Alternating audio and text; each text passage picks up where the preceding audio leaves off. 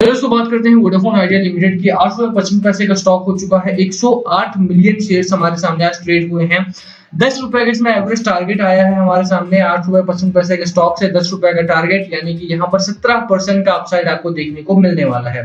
बात करेंगे Vodafone idea में डिलीवरी परसेंटेज कैसी हो रही है और क्या कुछ बड़ी खबरें हमारे सामने आई है या नहीं, और 10 रुपए का जो टारगेट है, जो रिसेंट टारगेट हमारे सामने आया है, उसकी बात करेंगे। चलिए शुरू करते हैं। और उससे पहले अगर आप चैनल पे नए हो तो प्लीज चैनल को सब्सक्राइब कर दो and hit that bell icon ताकि कोई नोटिफिकेशन मिल सके। चलिए स्टार्ट करते हैं। बात वोडाफोन आइडिया की करें तो देखो कई सारी बड़ी खबरें आती रहती हैं। ऐसा नहीं है कि छोटी कंपनी है, ये तो आपको मानना पड़ेगा कि वोडाफोन आइडिया एक सबसे बड़ी, आप मान सकते हैं कि कंपनी है हमारे यहाँ पर। अगर इन टर्म्स ऑफ देखें, चाहे आप प्रीवियस डेटा उठा करके देखेंगे तो आपको पता लगेगा कि एयरटेल से आगे हुआ करते थे एक समय पर ये।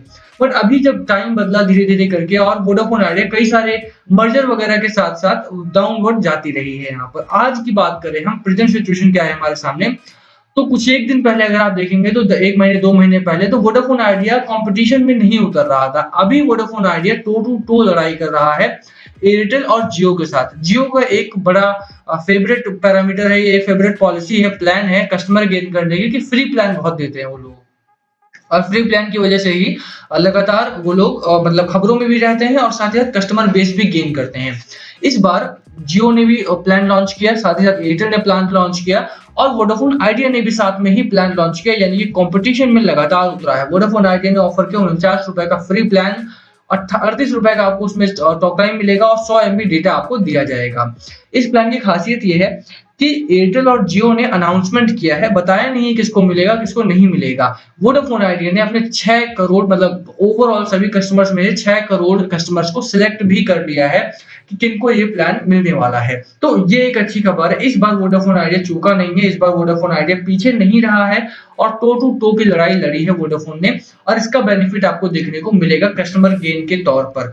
बहुत सारे आप प्रीवियस न्यूज अगर पढ़ेंगे तो वोडाफोन में सिम कन्वर्टर किया, सिम चेंज करने की, पोर्ट करवाने की खबरें आती रही हैं। अब यहाँ से क्योंकि फरवरी का अगर आप डेटा देखें तो पहला महीना रहा है 15 महीने बाद जब वोडाफोन आइडिया ने 5 लाख से ज्यादा कस्टमर गेन किए हैं। इस बार सही डेटा आया हमारे सामने और गेन किए गए हैं यहाँ पर कस्टमर बेस, ठीक है।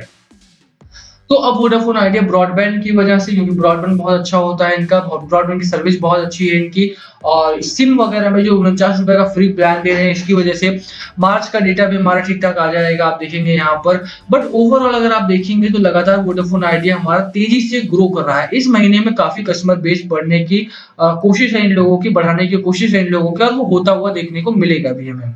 तो ये एक अच्छी खबर है हमारे सामने। दूसरी बात करें तो देखो बहुत सारे कस्टमर मतलब बहुत सारे ब्रोकरेज हाउसेस ने यहाँ पर 10 रुपए का, 11 रुपए का, 12 रुपए का टारगेट देना स्टार्ट किया। यहाँ पर एवरेज लिखा हुआ है, आप देख सकते हैं एवरेज 10 रुपए का टारगेट है, 17% का अपसाइड है और ये टारगेट आपके सामने है। बट एक जो समस्या है यहाँ पर, उसको भी आपको नहीं भूलना है, वो प्रॉब्लम है बाजार की। बाजार में अभी टेलीकॉम सेक्टर को लेकर के कोई बहुत बड़ी रैली नहीं है। जब तक कि 5G जो है हमारा वो पूरी तरह से लॉन्च नहीं हो जाता, 5G फोन में नहीं आ जाता है, तब तक थोड़ा सा आपको यहाँ पर सब्र करना होगा वोडाफोन आइडिया या किसी और स्टॉक को लेकर के। अभी एक जो बड़ा इवेंट है हमारे सामने वो है Q4 का इवेंट। Q4 के नंबर्स आने वाले हैं। अब Q4 को लेकर के बहुत चर्चा चल रही है, Q4 को लेकर के बहुत बातें चल रही हैं। एक चीज आपको समझना पड़ेगा कि Q4 के नंबर चाहे जैसे आएंगे, आपको स्टॉक को बेचना नहीं है, क्योंकि Q4 के जो नंबर है, Q4 के जो नंबर्स हैं, वो एयरटेल के भी बहुत ही ज्यादा बिलो एक्सपेक्टेशंस आए हैं और उस वजह से उस स्टॉक में गिरावट हुई थी 5 से 6 दिन लगातार वहां पर। वो एक चीज वोडाफोन आइडिया में भी संभव हो सकती है, बट पैनिक मोड में नहीं आना है। मैं पहले से ही कह रहा हूँ कि यहाँ पर पैनिक नहीं करना है, बने रहना है स्टॉक में। अभी तो हालांकि चांसेस यही है कि Q4 के नंबर्स ठीक ठाक आ सकते हैं, but let's hope for the best. क्या होता है क्या नहीं, वो तो Q4 के नंबर्स के बाद ही पता लगेगा।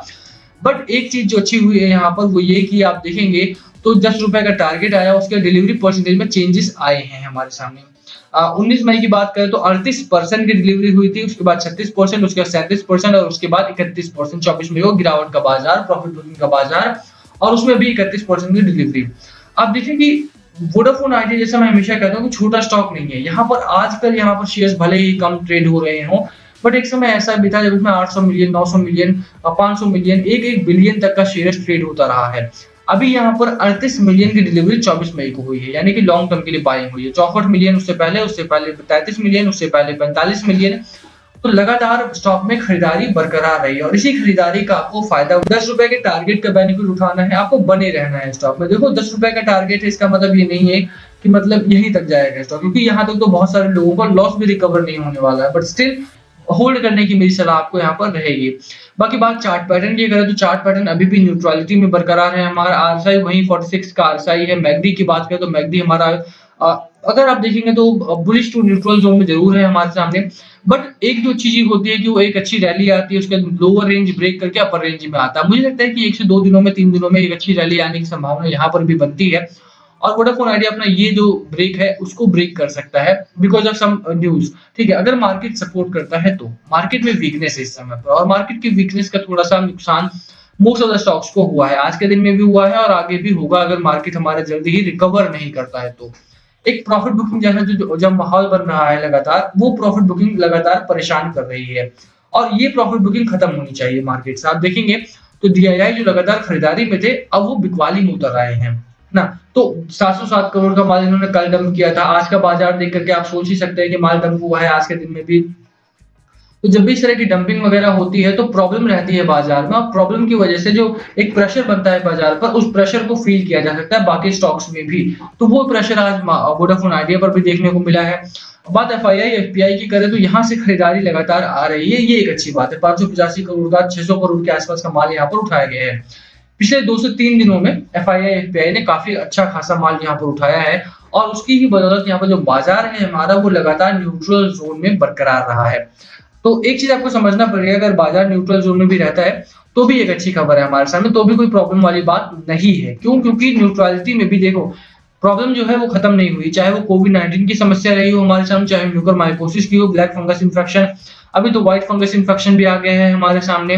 तो कहीं न कहीं ये समस्याएं हैं जरूर हमारे सामने, और ऐसे में अगर बाजार हमारा न्यूट्रल जोन में रहता है तो भी कोई प्रॉब्लम वाली बात नहीं है। ओवरऑल अगर हम बात करें वोडाफोन आइडिया की तो खबरें अच्छी हैं हमारे सामने। ₹10 का टारगेट आया है जो शॉर्ट टर्म का है, 3 से 4 महीने का है होने वाला है। Q4 का वेट करना है, बड़ा इवेंट है आपके सामने, घबराना नहीं है अगर नंबर्स खराब आते हैं हमारे सामने तो। ठीक है, ये कुछ चीजें आपको ध्यान में रखना है। Second largest telecom industry in India है और लगातार अंडर ट्रांसफॉर्मेशन है कि कनेक्टिविटी कंपनी से ये टेक्नोलॉजिकल कंपनी में ट्रांसफॉर्म हो रहे हैं, तो उसका बेनिफिट भी आपको मिलेगा अगर आप बने रहते हो तो स्टॉक में। तो बने रहने की ही सलाह मेरी आपको यहाँ पर रहेगी और होल्ड करिए स्टॉक को। बाकी लास्ट कॉल आपका होना चाहिए, बाय करना है, सेल करना है या होल्ड करना है, क्या है आपकी स्ट्रैटेजी, प्लीज कमेंट करके शेयर करना। वीडियो पसंद आई हो तो लाइक करना, चैनल पे नए हो तो सब्सक्राइब किए बिना मत जाना। Thank you for watching and please comment below, कुछ पूछना हो तो। Thank you.